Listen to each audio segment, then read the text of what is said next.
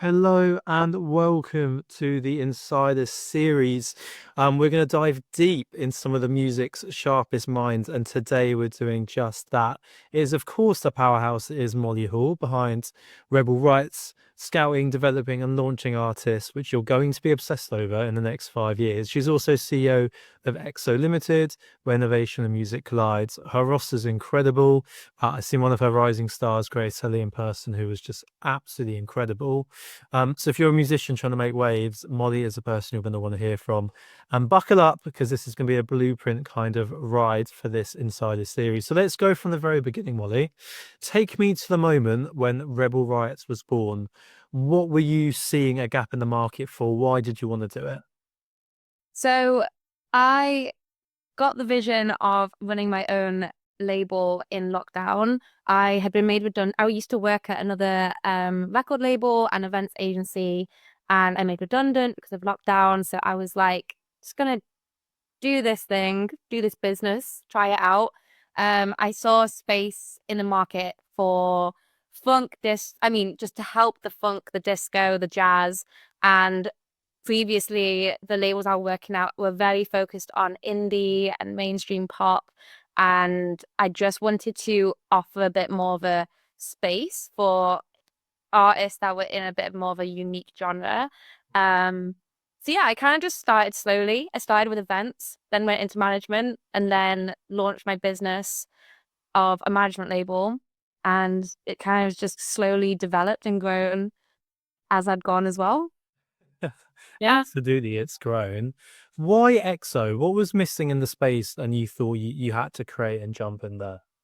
So EXO is a music platform, completely different business, and it's basically an issue that I feel like everyone in the industry faces, which is a lot of gatekeeping, a lot of expensive PR and expensive and not knowing where to go for what, trying to find managers, trying to find labels, teams, and just not knowing where to go.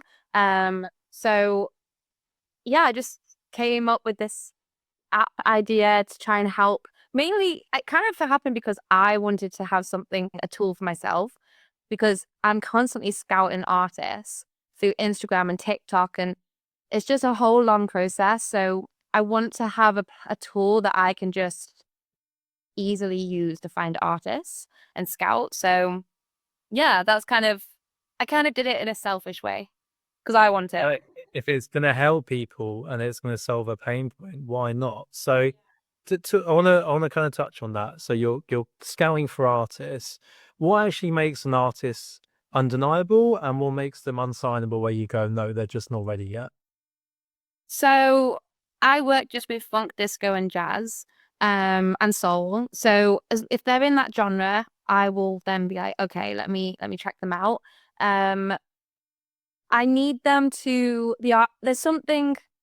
Sometimes you can't really put your finger on why you work with someone. Like you see them, you're like they're very talented. You get and talk to them. You're like, okay, I really like the way they talk. Mm. Um, our communication is like great. Um, if I like them, but I just don't think they're a good fit for me, I will always try and pass them on to someone else that I like is not going to work with me, but I do think you would be better in this with this route. So I don't think there is a one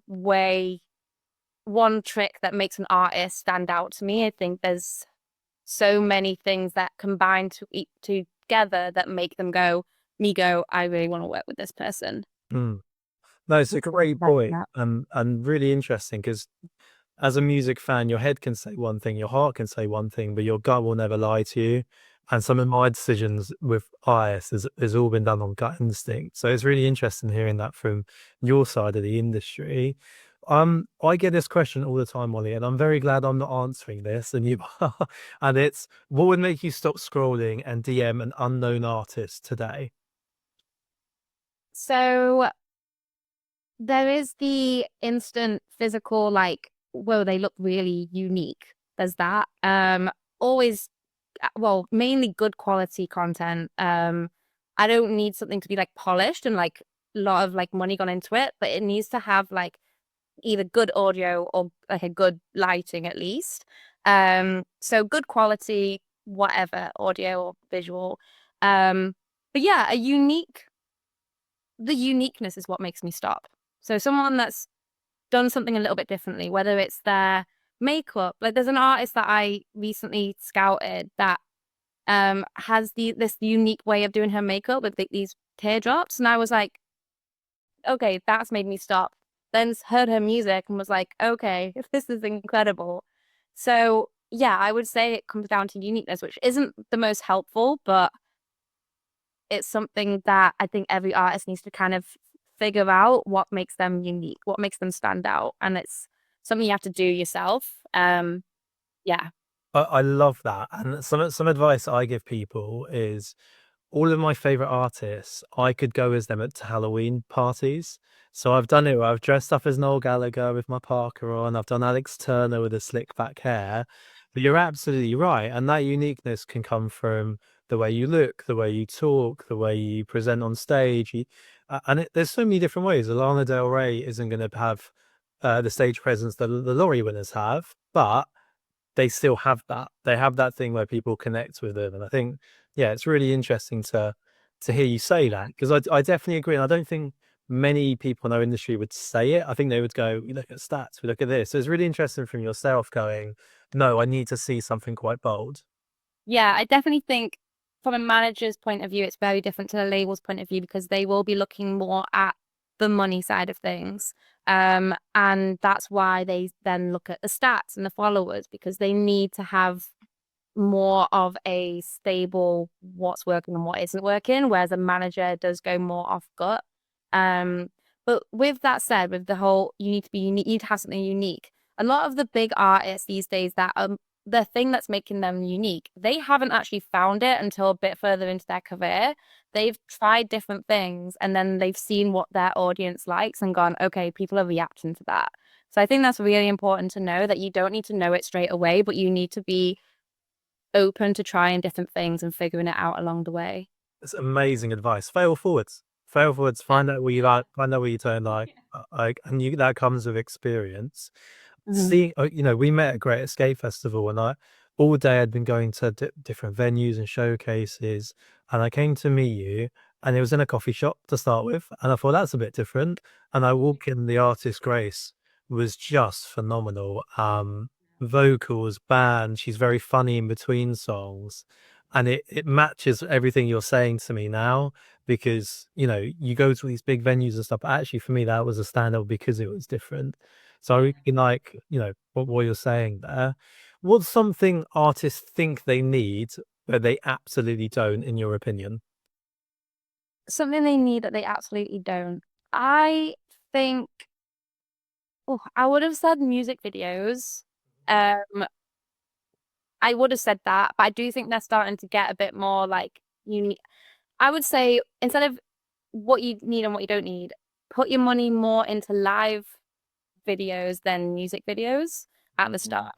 I think a lot of artists put their budget into high quality music videos when they really should be putting that budget into live performance videos. It will take them a lot further. Incredible advice. Okay. For you, what does breaking an artist actually mean? What does that mean in your definition? Breaking an artist. Hmm. I don't know. Use it in a sentence. This artist is up and coming, and the reasons for this is X. What would X be? What would you judge that on? Up and coming. So I would say they are either supporting the one of the main supports for a very big artist and they're touring and they're performing a lot, or they are getting booked left, right, and center on festivals and gigs. There's that side in the live sector, and an up and coming is their music's being played on and featured on a lot of radio stations and also being talked about a lot by presenters as their featured song. Um, so that's what I would say is up and coming. I mean, yeah, there's different stages of up and coming because I see up and coming from very, smaller artists here in Manchester, but I don't really hear about the ones in Brighton. But then the up and coming, there's a certain state. Yeah, I'm not No, wording it I right. get it. And everyone's definition and where they are is going to be very different, isn't it? So Yeah, I think there's different stages of up and coming. Yeah. Amazing. So, my next question is, what's a kind of misstep or a failure you've had on your journey so far? Because I believe your best lessons are learned when things haven't gone right. So, as a music manager, is there any been tough lessons you've had to learn on this journey? So many. I feel like I wouldn't actually be doing things right if I hadn't had the issues along the way, especially building a business. I think when I first started out, I was a bit too generous, as in I would be trusting, putting my trust in a lot of people, not having contracts, giving my money left, right, and center. And it's good to be kind and generous, but you need to, if you're running a business and every artist is running their own business as their own brand, you need to have your wits about you and not just trust everyone and everything. Do your research, put a contract in place, make sure you know what you're signing on to. I think that's an issue that I made at the start. Yeah. Absolutely, and I completely agree. And I think in this industry, there are people that are amazing, but there's a lot of snakes as well. And you've got, it's very hard to tell sometimes with smoking mirrors. So I definitely do agree. Guys, please, please, please ask your questions, whether it's in the chat on here or on the Discord, because I'm going to pass over to you guys very soon. My last question for you, Molly, which I want to pick on. Obviously, you built two companies, you manage some serious talent. What's next for Molly Hall that we haven't seen coming? So the label, we've grown quite significantly in this past year with new managers, because I've moved on to A&R managing, which is kind of just more scouting artists, big picture with the artists, helping the day-to-day managers look after the artists.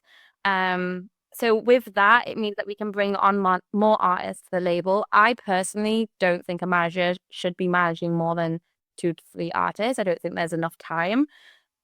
So I want to be supporting as many artists as possible and just can't do that with just me. It's impossible.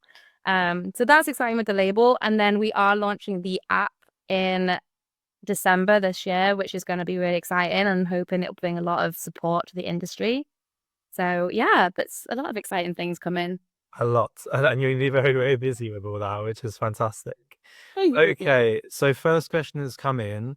How do you get noticed by a label? Like if you have a home studio and a hard time making money, how can you get noticed by a label?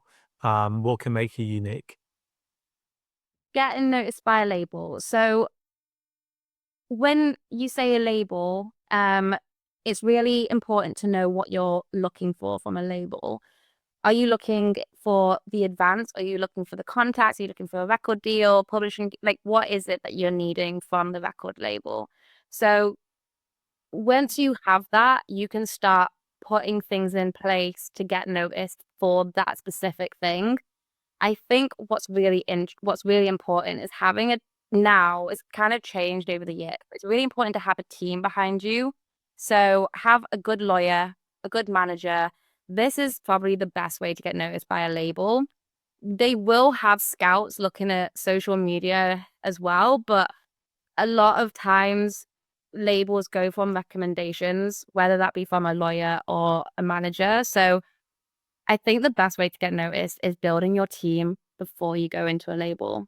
It's yeah, I completely agree. Typically LMS UK, some of the artists have gone on to do, incredible things. It's kind of gone, we build them the fan base, they get a good manager, good booking agent. What artists don't realize is actually before maybe a label step is that lawyer that's really there to protect them, is a key part of your team. Whether you get a label or not and you stay independent, protecting yourself. And I think a lot of artists are shocked by that. It's not done on handshakes anymore.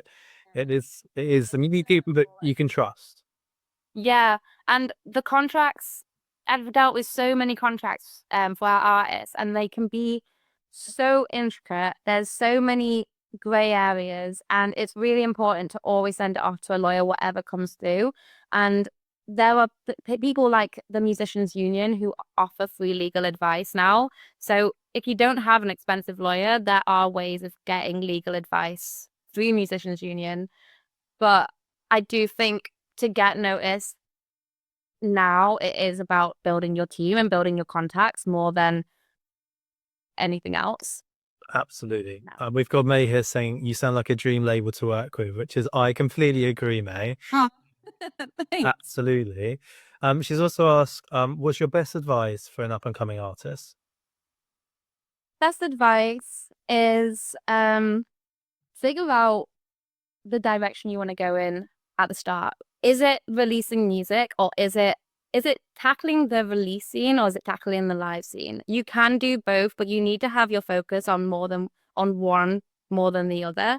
And it might sound a bit backwards, but if you're wanting to run the circuit, then you need to be fully focused on that with the live scene. If you're wanting to be working with different producers, songwriter, you need to be focused on that. And you can kind of split it up. So you can have like and a lot of my artists do this. They have 6 months where they focus in on the release scene, and then they have 6 months focusing on the live scene. So yeah, I would try and not focus on everything all at once, because that will hold you back.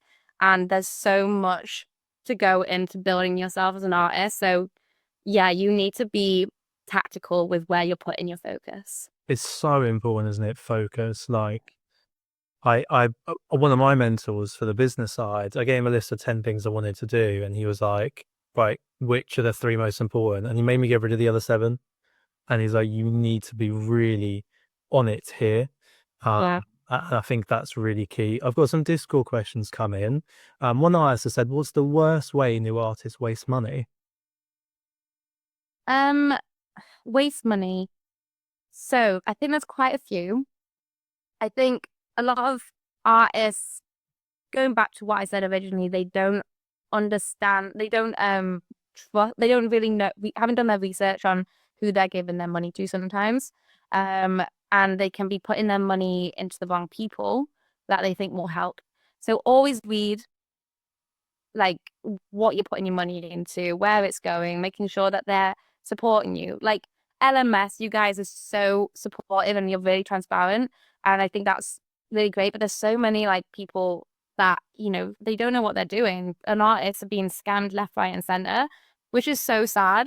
Um, so I think to not be putting your money into the wrong people is just doing your research. Other ways is probably putting too much money into music videos. Yeah.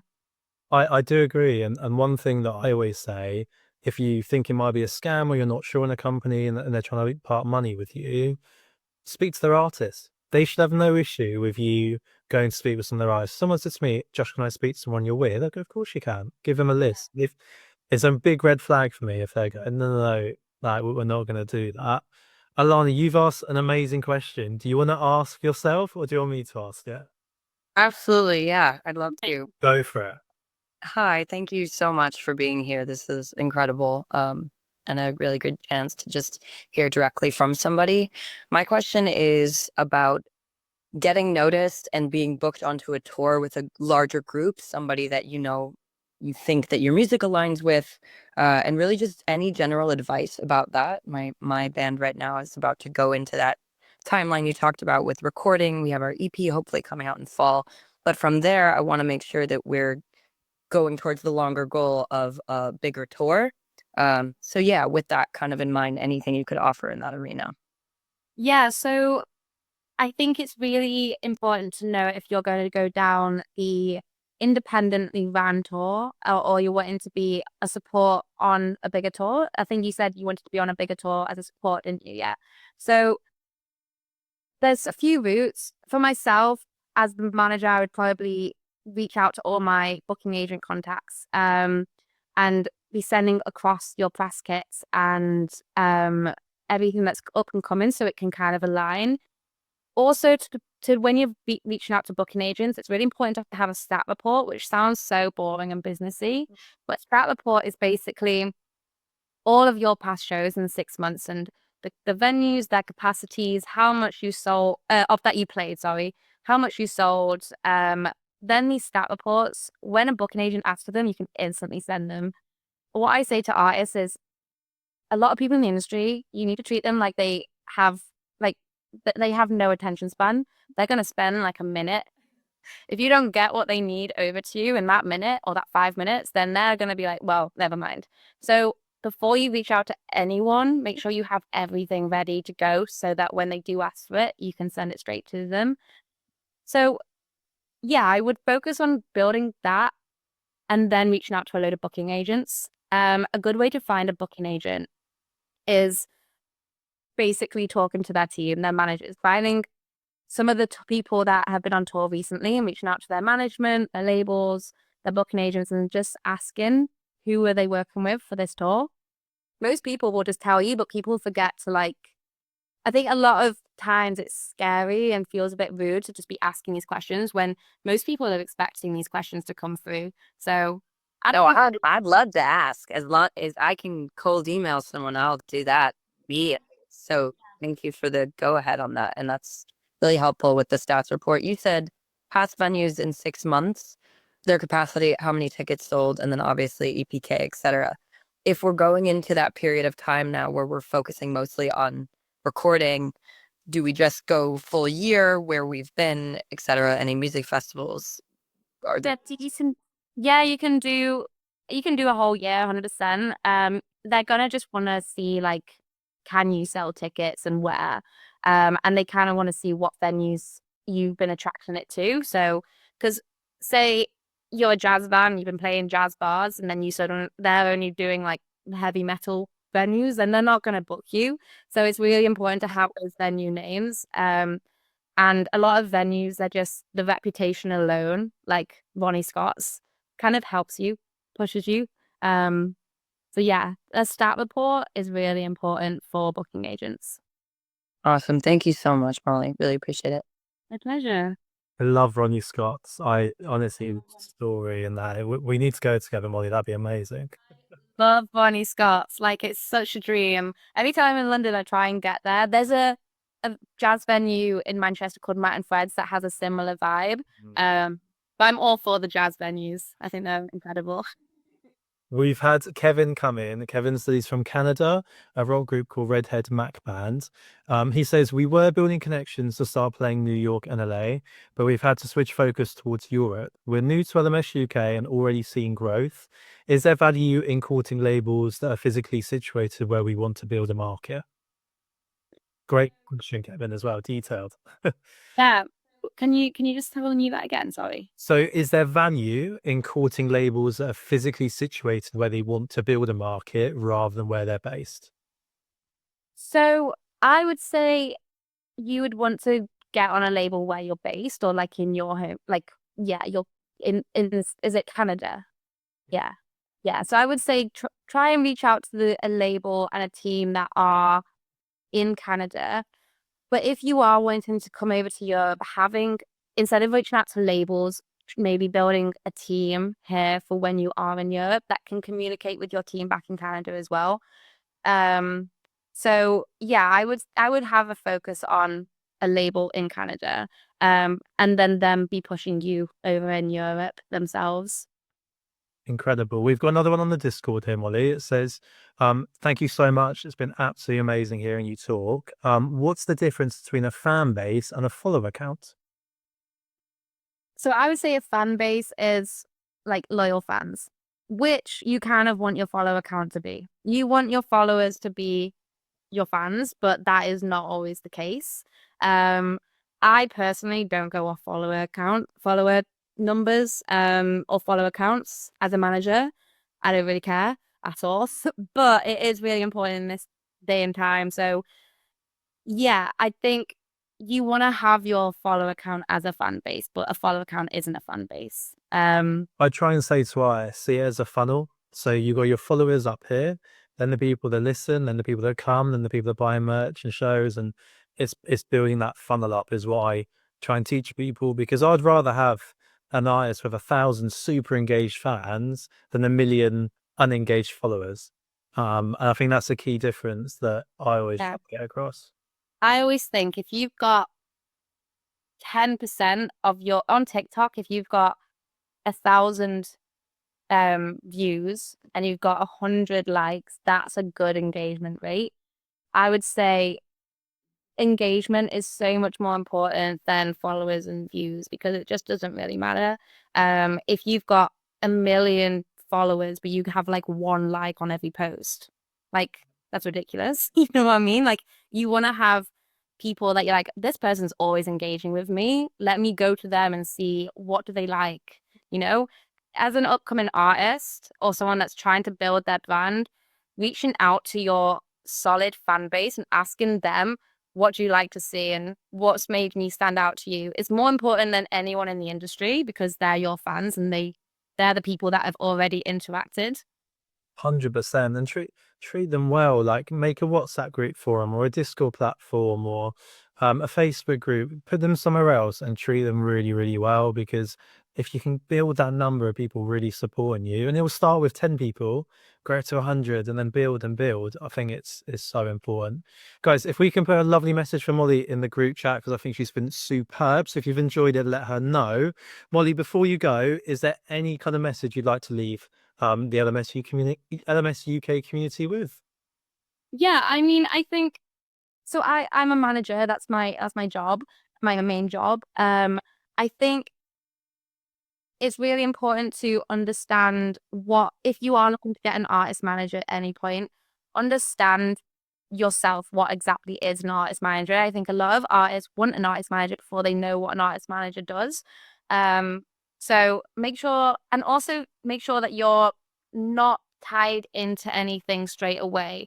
For myself, when I start managing an artist, it takes me about 6 months to a year to fully understand that artist, start building with them. I will never get an artist to sign with me like as soon as I meet them, because that's ridiculous.